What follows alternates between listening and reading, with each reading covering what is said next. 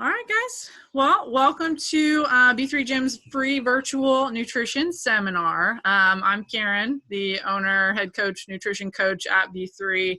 I'm super excited to host this seminar today.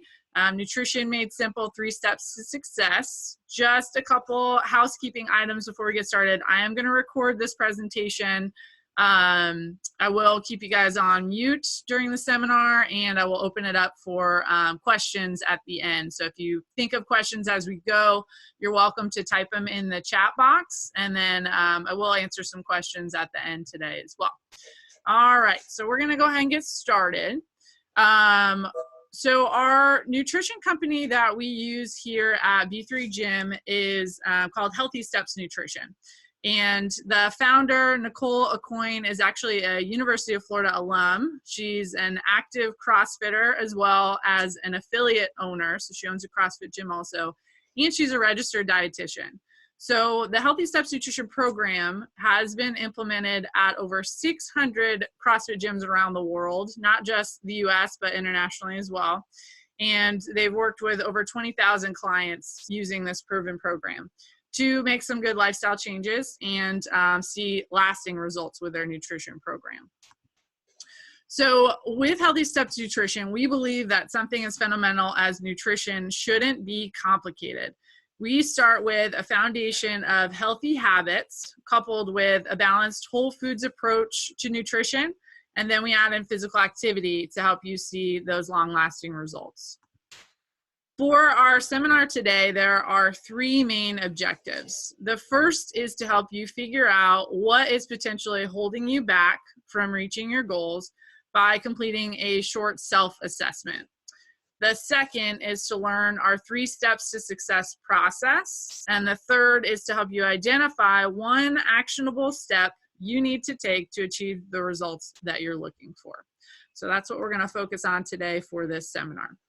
So our first part here, we're going to ask ourselves a couple questions with this initial assessment. The first one, what does success look like to you? That's a pretty big question. When our routines change, it's really easy to put your nutrition and fitness on the back burner. Instead, we should be focusing on what we can control through proper nutrition, fitness, stress management, and sleep. Take some time to really think about what success will look like for you during this time. With our members at B3, right when we closed the gym, I did a couple calls with some of our members, and we kind of talked about what success would look like at the end of this quarantine or self-isolation process. So it's really helpful for you to think about what does success look like in this situation that we're in right now. The second question, how will you find a new normal? This is something I've talked a lot about with some of our members since the pandemic started, as most of us have had to adjust to working from home. What does this new normal look like for you now? Number 3, what worked well for you in the past? What didn't work well for you? If you've tried following a nutrition plan before, what did you like about it? And what didn't you like about it? Those are some good things to consider. Number 4, what do you struggle with the most? I know for me, I have a pretty big sweet tooth, so that's my biggest problem area, and I know that about myself. Number 5, what has prohibited you from seeing results in the past? Once you have a better understanding of where you're at right now with your nutrition and your fitness, you can start to create a plan to help get you on track to where you want to be. So we need to start with some baseline information to think about what are the things that we're doing right now and where do we want to be when we're moving through this process together. So our first step is going to be creating a plan. And this starts with setting realistic goals. Once we have your goals, we're going to break them down into actionable steps to develop a foundation of healthy habits. So what I want you to do, and we'll talk about this as we go through the seminar, is to write down your goal and put it somewhere where you can see it every day. For me, I put mine up on my refrigerator. So every time I open the refrigerator, I see my goal, and it helps remind me to make better choices with my nutrition. Another thing you can do is tell a friend or a fellow gym member, family member, coworker. Once you tell someone, it becomes a little bit more real because it's out there, right? You said it verbally, it's out there. Someone else knows about it and they can help keep you accountable as well. And you want to keep yourself accountable. And that's also where a nutrition coach can come into play. So we're here to provide you with that support and accountability that you need with your plan.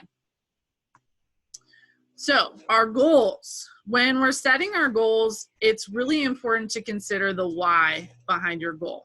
And why is this goal so important to you? How will it affect your life? Maybe your goal is to fit back into your favorite pair of jeans, but why is that important to you? We've talked about SMART goals before. If you haven't heard of SMART goals, stands for specific, measurable, attainable, realistic, and time sensitive. So when we're setting goals, we want to try to follow that acronym just to help guide us. So we're, again, setting realistic goals, something that is time sensitive. If we don't have a time limit on our goal, we tend to not quite work as hard towards those since we don't have an end in sight. So let's say that my goal would be to lose a few pounds. So a good goal, more specific, would be I want to lose 8 pounds in 4 weeks. And keeping that in mind, a healthy and sustainable weight loss is going to be somewhere between 1 to 2 pounds per week, right? So when we move through our goals here, we're going to talk about goal setting. To achieve your 1 or 6 month goal, you need to develop healthy habits related to your goals. When we think about what is a habit is going to be a routine of behavior that is repeated regularly and tends to occur subconsciously. So it's something that we develop into our routine that we don't have to think about every day, right? Something that just happens as a part of our day. These habits will be created as a result of consistently completing your action steps. And we talk a lot about action steps with our nutrition clients here at B3, and we're going to talk a little bit more in detail about those in just a couple minutes here. Thinking about our healthy habits, there are some great strategies that we can use to develop healthy habits. The first one is to only focus on one thing at a time. If you try to change or add in other habits and you try to do too much all at once, I'm guilty of this, it's happened to me before, I start to get overwhelmed and then I don't do any of them. So start with just one habit that you want to work on. Nail down that one thing and then add something else to your plate. So we want to focus on that action step until that habit again starts to become more of a routine and we don't have to think about it quite as much. You can also layer your habits onto something that you already do. So let's say my goal is to add in more protein into my diet. One thing that I can do is after my workout every day, I'm going to add in a protein shake. So I'm layering this habit right on the end of something that I already have built into my routine. Instead of taking away things, try adding something first. So instead of taking away maybe a sweet treat that you eat at the end of the day, let's try adding in vegetables throughout the day. So we're getting a little bit more nutrients in our meals as we go.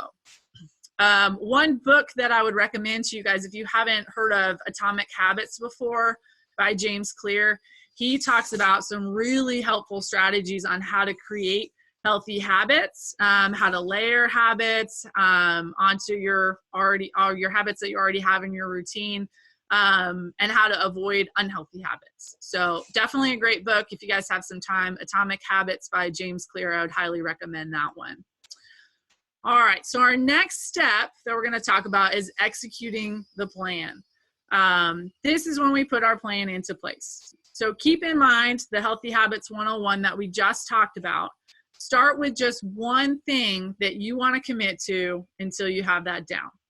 It's normal to have a couple off days here and there, but the goal is to try to stay consistent with developing that habit. The more consistent we can be with sticking to our plan, the better our results are going to be. This is where a nutrition coach can come into play as well.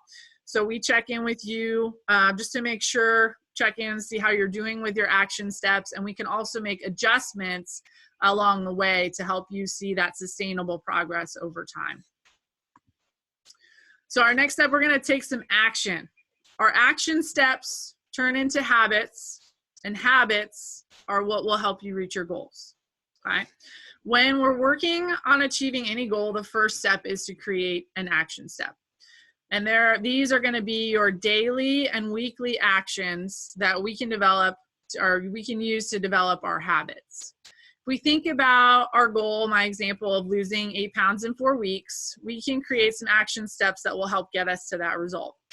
So what I like to do first, and this is what we do with our nutrition clients as well, is we go back to your self-assessment and we think about what are the things that we're currently doing with our nutrition or with our fitness, or what are some things that we're struggling with at the moment. And then you can use that to base your action steps. So how many servings of vegetables do I eat a day, right? If I'm not eating enough vegetables, my first action step would be to add in vegetables at every meal. And it doesn't have to be a huge serving, but I'm going to start adding in more vegetables throughout the day. How many times a week do I order takeout? So right now, you know, we're stuck at home. How many times a week am I going out to eat, or eating out, I guess you could say? Another action step you could take would be to limit how many times you're eating out to maybe 1 to 2 times a week and focus on cooking more at home. If you're working on your exercise habits, you can increase the number of days that you're working out per week. Right, so those are examples of action steps that are in alignment with my goal, right? They're going to help improve my nutrition habits. They're also going to help improve my fitness habits. So we're going to touch a little bit on macronutrients. These are going to be our proteins, our carbohydrates, and our fats. And we're going to start with protein, okay? So protein is going to provide us with important amino acids, which are essential to building muscle and also helping with recovery from workouts. Not to mention, protein is also going to help us feel more full and more satisfied. When it comes to protein sources, we want to focus on including lean proteins with your meals, such as chicken breast, turkey, egg whites, fish. But make sure you're being aware of high fat protein sources that can contain, 5 grams of fat per ounce, such as ribeye or chicken wings. So we want to try to stick with more lean proteins in our diet. On average, protein is going to provide you about 4 calories per gram. And overall, when we're thinking about our balance of our macronutrients, we want to make sure that protein is going to be about 30% of our daily caloric intake. All right, our next one we're going to talk about is carbohydrates. How many of you guys can raise your hand have heard that carbs are bad? Right, at some point, we've had these diets, these fad diets that say, oh, avoid carbohydrates, they're bad for you, right? So we always get a bad reputation with carbohydrates. Many foods are going to fit under the carbohydrate umbrella. So we have fruit, we have sugar, breads, pastas, grains. Starchy vegetables like sweet potatoes and butternut squash are also carbohydrates. Carbohydrates are going to break down into glucose, which is what our body is going to use as fuel. So you need carbohydrates to fuel your brain and your body, right? So we can't avoid carbohydrates altogether. We need that fuel in our system, especially if you're taking part in some form of exercise or fitness routine. We need carbohydrates in our diet. So carbohydrates, just like protein, is going to have 4 calories per gram. And we want to try to get our calorie intake to be about 30 to 40% of your daily intake. And now we're going to move on to fat. So contrary to popular belief, fat is not going to make you fat, right? Fat is actually going to help you stay full longer, and it's also going to help you absorb important fat-soluble vitamins in the foods that you're eating. Fat is going to be the most calorie-dense of the 3 macronutrients, so you're going to look at 9 calories per gram compared to carbohydrates and protein, which are 4 calories per gram. So when you're thinking about fats, remember that a little is going to go a long way. Right. We also want to try to stick with more plant-based sources of fat, thinking about like olive oil and avocado are going to be great sources of fat. All right, so plate method. Plate method is one of the easiest and most effective methods for improving your diet by focusing on eating balanced meal of high quality foods. So when we look at the plate method, this is a great strategy to use when you're going out to eat or when you're cooking your meals at home. So for lunch, we can look at our plate here. Half of our plate is going to be a non-starchy vegetable. So you can see there we have asparagus, eggplant, peppers, broccoli, carrots. We're going to have a quarter of our plate is going to be our lean protein. Remember, we want to try to stick with fish or chicken breast, something like that. And then a quarter of our plate is going to be our starchy carbohydrate. So I know we have some spaghetti squash on there. There's other squash. I also like to add in brown rice, something like that. It's going to be a little starch to your diet, but we want to try to minimize that to just a quarter of your plate. I think traditionally for most of us, carbohydrates are going to be half of our plate. So if we can switch our balance a little bit, it's going to be a quarter of our plate. And then we're going to add in a source of a healthy plant-based fat. And that's going to vary, again, depending on how much fat is in your protein as well. So for dinner, it's going to look very much the same. For our plate method right now, we have modified it just slightly since for the most part, a lot of us are a little bit less active just being at home instead of being at work all day. So if you are still active or if you're finding that you need more carbohydrates in your diet, what you can do is just repeat your lunch plate method for your dinner. So I know for me, since we're working out every day, I'm doing a lot of yard work, walking around a lot, I'll model my lunch plate method again with my dinner. So it's going to look exactly the same with the half of my plate of non-starchy vegetables, quarter of my plate of protein, and quarter plate of my starch. So it's kind of up to you on that. But again, we want to add in just a little bit of plant-based fat in there as well. All right. So one major misconception with meal prep is that you have to eat the same thing every single meal. How many of you have done meal prep before, maybe before you started working with B3 or thinking about nutrition, and you would think about meal prep and you'd be like, oh, well, I have to eat chicken, broccoli, and rice every meal, every day, right? That's a pretty big misconception, is that you have to eat the same thing all the time. So we talk about batch cooking. You can batch cook your protein, meaning cook a lot of it, and then you can use it for different meals. So this is just crock-pot chicken, shredded chicken, right? We can make our shredded chicken in a pretty big amount, and we can use it in a bunch of different recipes. So we have chicken soup, you have kale chicken salad, chicken tacos, chicken stuffed sweet potato, avocado chicken salad. So just from batch cooking that one large quantity of shredded chicken, you can use it in a ton of different recipes throughout the week. And it's also going to save you a lot of time because you're not going to have to cook a bunch of different proteins as you go. You can do the same thing with vegetables. If you cook a large portion of Brussels sprouts or you're roasting vegetables in your oven, you can use those throughout the week as well. So you're not necessarily eating the same exact thing every meal. You can spread it out with a bunch of different combinations as you go through your week. And I know a lot of you who are on this seminar do that already, which is great.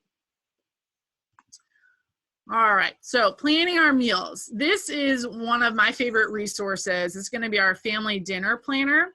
And you can utilize it to plan your balanced meals. You can also use it as a shopping list as well. So when I do my meal planning, I use something very similar to this. I have a whiteboard up on my refrigerator, and I'll plan out my lunches and my dinners. And when I look at my planning out my lunches and dinners, my meals, I'm going to use protein, a carbohydrate, and vegetable. So I always plan out my meals that way, and then I think about my additional fat that I want to add in as well. Another strategy that you can use when you're planning your meals is plan to cook enough for dinner so that you have leftovers for lunch the next day. And that will kind of save time, and that you don't have to prep lunch for the next day because it's already ready to go. So great resource here. You can use something like this to plan out your menu for the week, which helps save time, and it also helps with grocery shopping as well. All right, so step 3 is going to be to track your progress. If you don't track your progress, you can't measure your success. right? So tracking and seeing the results is also going to lead to increased motivation. For example, keep track of how many times you're eating out per week, or track how much water you're drinking per day. If you're working on eating out less, this is going to give you some great feedback and let you know how you're doing on that. If you're working on increasing your water intake, this is going to give you some good feedback and let you know how you're doing. Another method of tracking your progress will be through measurement. So with our nutrition clients here at B3, we test biometrics, meaning we'll do measurements. So we'll measure chest, waist, shoulders, hips, thigh, arm, just to kind of see where we're at with our baseline and check in to see how our measurements are changing as we change our nutrition. We also measure weight, and then we do a body fat percentage measurement as well. If you're working on increasing your activity level, you can also keep track of how many times you're working out per week, or if you have a certain goal for your month, you can do that as well. So a couple tools that are really helpful to help with tracking. We have a nutrition challenge coming up. Our nutrition clients know about the HSN app. That's a great resource that we use for our nutrition clients to help track with their nutrition progress. Zen Planner is our online B3 Gym membership software. We can keep track of attendance. We can also keep track of our scores for our workouts and our weights. MyFitnessPal is a big one. That's what I use to track my food throughout the day. You can also track your water consumption as well. A calendar. If you're just keeping track of how often you're working out, just use your calendar. Make sure you're planning it for your day. A habit tracker, that's something that we've used in past challenges before. We list out what the habits are that we're working on. We can mark those off as we go through the week as well. All right, so we're going to talk about some frequently asked questions, and maybe this will address some of the questions that you already have as we move into the end of the seminar. So our first one, where can I find healthy recipes? Healthy Steps Nutrition actually has a web page on their site that has a ton of recipes on there. We post a lot of them on our B3 page as well. So definitely I will include that link in my follow-up email if you want to check out their website. There's breakfast recipes, lunch, dinner, snacks, desserts, if you need some sweet treats at the end of the day. For our sandwich eaters, how many of you guys like to eat sandwiches? Yes, I love sandwiches. If you love having a sandwich occasionally, then have one, right? I'm not going to tell you that you can't have a sandwich. Just make it a part of your healthy, balanced diet. So maybe try using whole grain or sprouted bread. You can also use whole grain sandwich flats, or just make it an open face sandwich where you're only using one slice of bread instead of two. Then you can add in your lean protein and load up on vegetables. So you can also finish that off with some avocado or hummus as well. And just remember that we're trying to utilize the plate method, and that's going to help us make sure that we're staying balanced with our meals and snacks. So yeah, you can definitely still have a sandwich if you can fit that in, right? Just keep it balanced. Do you have to weigh your food, right? I know this is kind of a big obstacle for a lot of people when they're talking about switching to a meal plan, and we give recommendations on ounces and grams. You do not have to weigh your food. You do not have to buy a food scale and weigh out your portions, right? There are a lot of different tricks and tips that you can use to make sure that you're eating the right portion sizes. One of those is the hand portion guide. So if we think about our volume carbohydrates, which will be our non-starchy carbs, or non-starchy vegetables, excuse me, like our broccoli, asparagus, that we want to try to fit 2 fists of non-starchy vegetables on our plate, right? So take my fist, I want to have about 2 servings, which will be 2 fists of my non-starchy vegetables. We think about our protein, that's going to be about 1 to 2 palms. Depending on your size and your activity level, that's going to be about how much protein we're looking for that. 1/2 to 1 hand cup of starchy carbs. So if I think about my rice, whatever fits in my hand here is going to be about the size that I'm going to use for that. And then 1 to 2 thumbs of fat, right? So I will try to post this graphic as well, but we do have a hand portion guide. And again, it's going to depend on your size, your gender, your activity level. It's going to vary on how much you need for those, but that's a great resource to use to help with portions if you're not into weighing your food.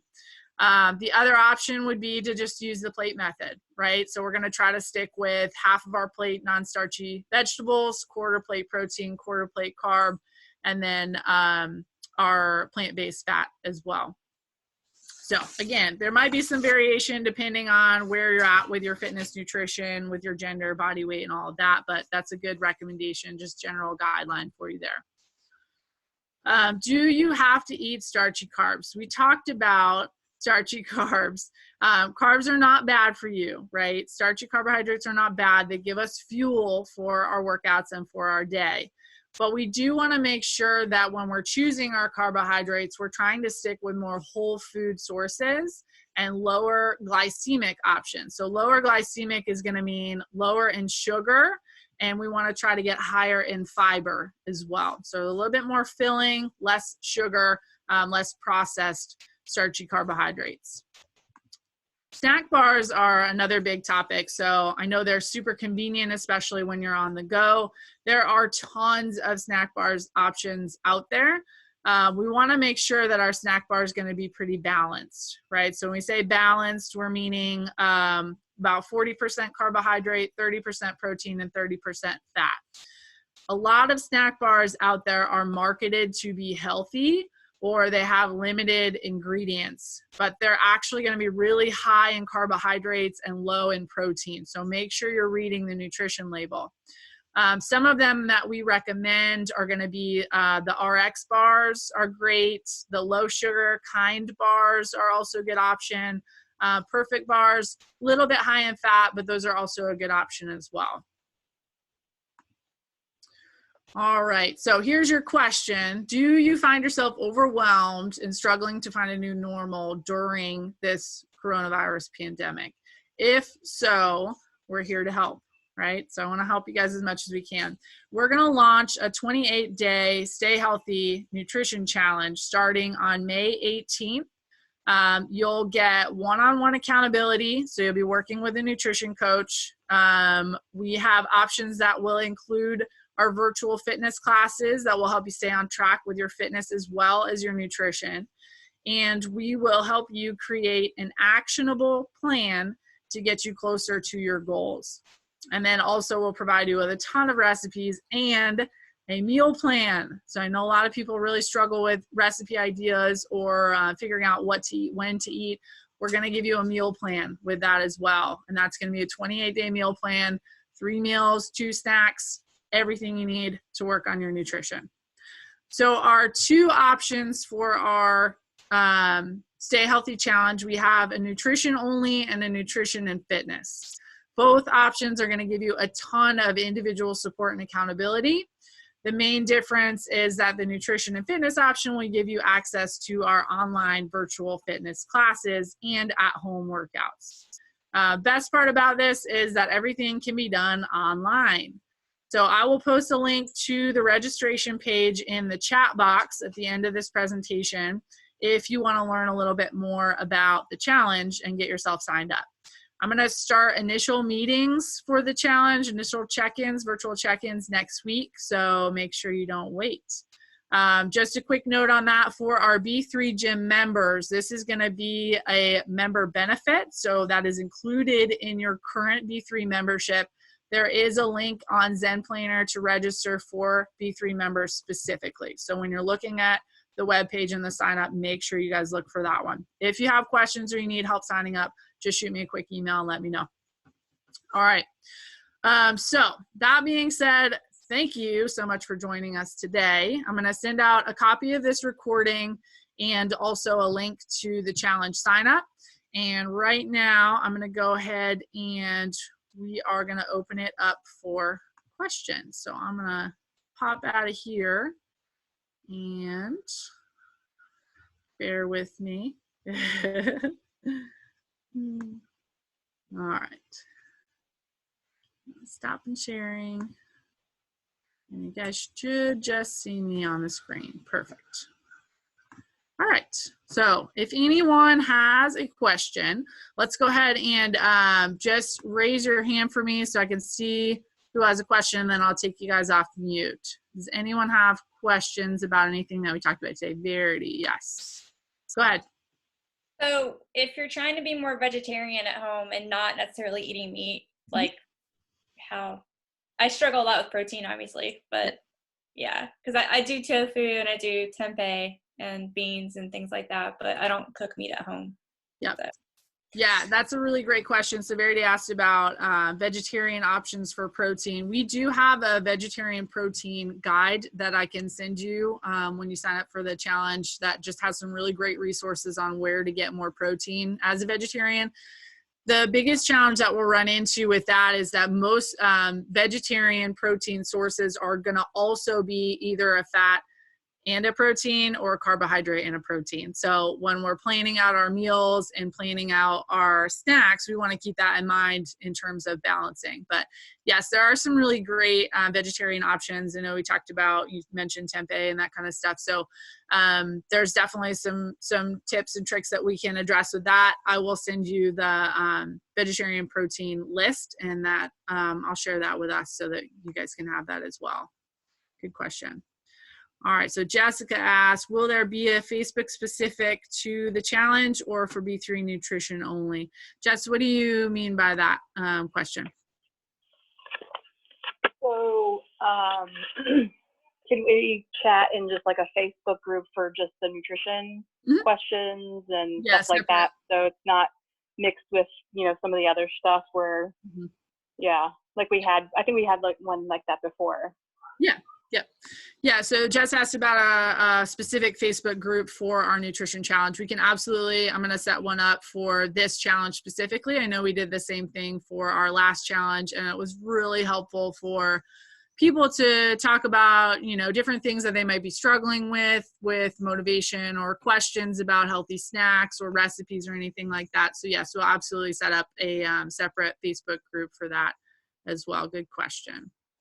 Any other questions for today? Ron has a question. Yeah. Go ahead, Ron. Yeah. Okay. This is to the whole group. I'm wondering what you guys do. Well, let me preface that by saying that I can be a very emotional eater. So if I get frustrated or if I get lonely, I'm by myself, I'll walk to the refrigerator with the intention of grabbing a piece of fruit. And instead I'll see, a couple of prep meals and grab two and eat them both. So what do you guys do if you're an emotional eater? How do you stop yourself from following through with that emotion and sabotaging yourself? That's a good question. Does anyone want to answer to that? Don't be shy. Nobody has any strategies on what they do? You guys all just give in and eat whatever you want? Everybody's like, yeah, I just eat whatever I want. That's a really good question. And I'll be honest, that's something that I struggle with as well. So especially now with, the added stress and uncertainty of what's going on around us, it's very easy to feel a little bit more emotional. And I definitely have been through the phases where I turn to food for comfort. And I know a lot of people do that. It's really common. I think something that you can start to think about is when you do start to feel those emotions building up inside and you feel like, oh, I need some food, sub out that eating habit with another habit. So whether that means, I'm feeling emotional, maybe I'm going to write in my journal right now instead of grabbing food, or I'm feeling emotional, maybe I'm going to go out for a quick walk just to clear my head, or spend some time meditating, go outside, sit outside for a couple minutes and just enjoy what's going on. I know there's a lot of other habits that we can start to ingrain and build in that will take over that habit of, I'm going to turn to food when I'm feeling emotional. And that's a hard one to battle. Definitely is, because it's a lot of mental effort to tell yourself, I don't need this food right now. I'm feeling emotional. I know that's what's causing this desire to eat this thing. I need to find something else that's going to fulfill me or satisfy me. The other thing that you can think about is, what is this food going to do for me right now? Is it going to help me feel better? Maybe temporarily, but is it going to help me feel better in the long run? No, because it's not really addressing the issue of what's going on. So a lot of it is, like I said, it's going to be a lot more of a mental struggle, a mental battle for a little while. But as you can start to build that strength with resisting to give in to that food temptation and finding other habits and other strategies, it'll get a little bit easier. So it's just that initial part is going to be rough. Does that answer your question? Yeah, cool. Any other questions for today? If you guys think of any other questions, don't hesitate to send me a quick email, Karen@b3gym.com. That being said, I posted the link to the challenge webpage right there. If you want to sign up as a current B3 member, just go into Zen Planner, get yourself signed up. And that again is included in your membership. But please make sure you register. If you don't register, I'm going to assume that you don't want to participate in the challenge. Okay. I will send you this recording, and I will also send you a couple links as well. And that is it for today.